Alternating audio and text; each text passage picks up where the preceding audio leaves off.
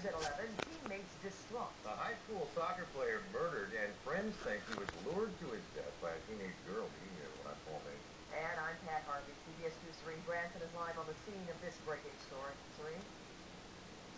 Well, police are searching for the suspect or suspects at this hour who shot a 17-year-old soccer star and left him for dead on the front lawn of his Winnetka home here. Now, his friends tell us that he went by Poncho, and now police are trying to determine why someone may have wanted him gone. How, like, 5 minutes prior to you guys home from soccer game?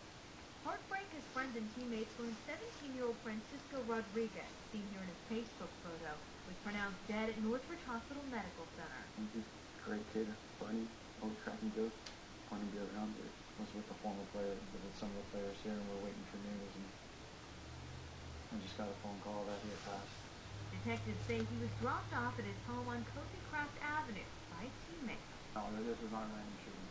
This was definitely targeted towards a specific individual. They're investigating whether he was lured back to his front lawn by a female. He was shot at least 3 times, and the suspect or suspects took off. Shortly came in at probably around 5:15, and one of his teammates dropped him off at home. Coach Ian Cogan said he was the starting goalkeeper tonight at St. Hyde Taft High School. Cogan said there were no team rivalries he was aware of. The team had recently returned from a tournament in Hawaii. He was a great kid. I loved him.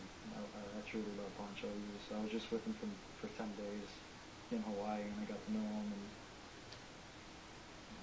he was a great kid. He meant well.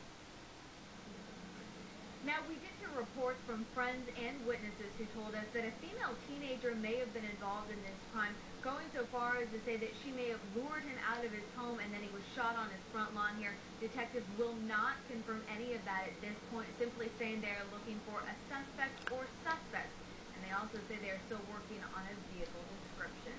That's the latest from Winnetka. Serene. So they don't have anything. Thank you, Serene. A homeless Bellflower woman says she did not deserve to be struck by an LA County deputy. Amen. It happened during an altercation. Look at this. Captured on cell phone video. CBS 2's Juan Fernandez. It's wrong. He's live in Bellflower with what she said happened. Juan. Well, Pat, Julie Nelson was on a 72-hour hold. Apparently, she got out a little early, and we caught up with her tonight. And you're about to see she comes across as a very different woman than who you see on tape. They put a death hold on me. They put their death hold handcuffs later on me. They cut off my circulation. My hands are still numb right now. This is 42-year-old Julie Nelson, the woman seen in his smartphone. Look at that, right here. In the face by an LA County Sheriff's deputy. Punk cop, man. Now out and back on the streets, she tells us I didn't say all cops are punks. I said that cop was a punk. Cops know that I'm mentally ill, more than normal people. You could yell all you want. That ain't against the law. You can't get arrested for that. Started after she boarded a bus near Lakewood Boulevard and Alondra. The caller tonight Lakewood was about to attack another passenger. She on the bus up there. She looked like fully, but I think she got out of prison because she's always saying, "I'm out of prison. I'll beat up all you guys." And there's some ladies here that also we're trying to stay away from her. The video obtained by KMBC shows what happened next. Nelson says she didn't hurt anyone and was only trying to get off the bus when deputies arrived. I didn't do nothing wrong. I didn't put my hand on no one. I didn't put my hand on anyone. You know, Pobrecita. I didn't put my hand on someone on the bus. I didn't put my hand on no one. Sheriff Lee Baca is now reviewing the tape of the incident, plus security tape from inside the bus to determine if deputies acted properly when trying to restrain Nelson. So this lady's been in and out of jail many times.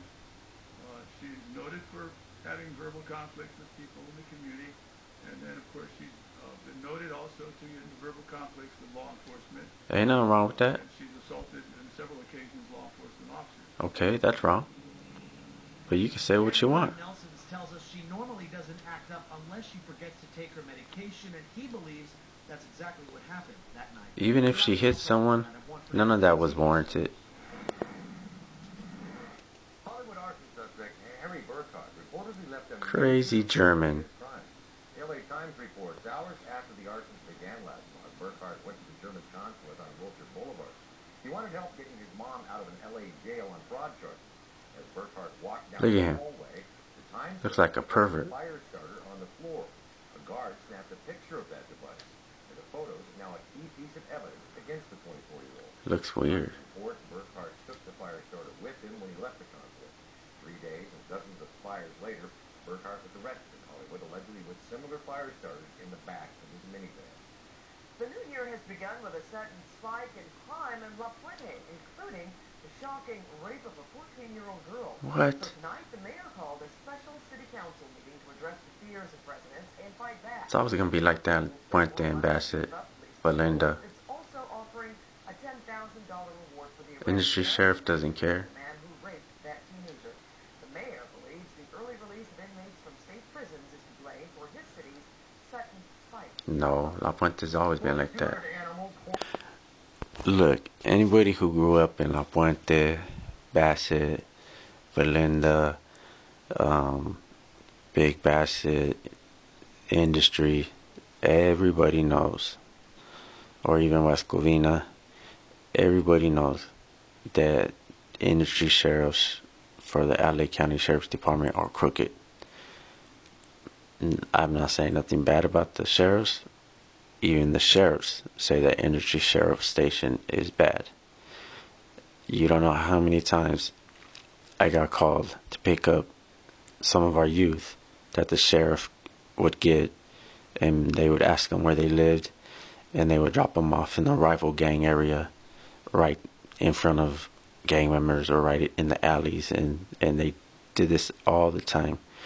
I did a funeral once for a kid who shot and killed, 18 years old, had just turned 18, just graduated high school, right there in Bassett, and he was shot and killed, and he was under a car, and the sheriffs came and they pulled him out, left him in the middle of the street for 8 hours, just to leave him there. And they've done that a lot to people. You're supposed to cover them. I mean, it's in the middle of a residential area. There's kids there. It was like 90 degrees, 95. It was the summertime. And that's just one of some of the things. And for the mayor to say, oh, you know, it's because the early release of inmates. No, it's not. It's because the sheriffs are on contract and they don't have programs for the kids. They don't have anything, because they're not like cops, like with cities where they have programs and they could do this. If one of the industry sheriffs wants to transfer to Long Beach or transfer to East LA, Boyle Heights, whatever, or Watts, they could do that. So that's why they don't really care, because they figure, why am I going to go work in the hood and try to make a difference when these guys are just going to shoot each other and shoot me? It makes sense, yeah, but still, if you take up the job, if you pick up that badge, then to whom much is given, much is required. I had a close friend of mine, he was killed, and after his death, he was shot, killed in the head. Rest in peace, brother, because I know you're in heaven.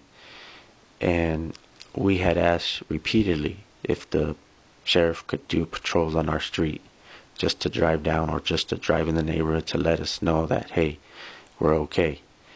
And they came maybe once a week. Finally, I went down there. I saw some cops right there. I think it was on Amar, where the big donut place is, and the In-N-Out right there. I can't remember. It's Amar or Temple. No, it's Amar. And I saw a couple of sheriffs, and the sheriffs got all up in my face because I said, man, we don't have nobody coming through. You know, I finally had to call a couple of connections to get, you know, at least once a day to just drive by the house in the night. At least just once a day, you know. But that's the way it is. There's more killing in La Puente, Bassett area than there is in any other area in LA County. And that's because they don't care. There's no churches in that area. There's no outreaching. There's no programs. There's no at-risk programs. There's nothing.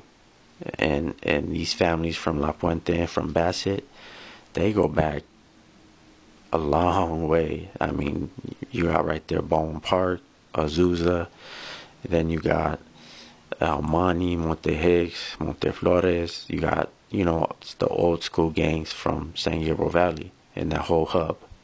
But, you know, they're like that because they don't care. So if they don't care, then I think it's time that we care. I used to live there. I moved. I lived right there, right in the heart of the hood. And people were getting shot and killed all the time. Gunfire all the time. But I'm not living there anymore. I'm making a difference in my community where I live, out here back in the IE. But anybody watching this, if you live in that area, make a difference. Because I shouldn't be having to bury and do funeral services for 76-year-old grandmas or 3-year-old babies because of senseless, stupid drive-bys. Think about that.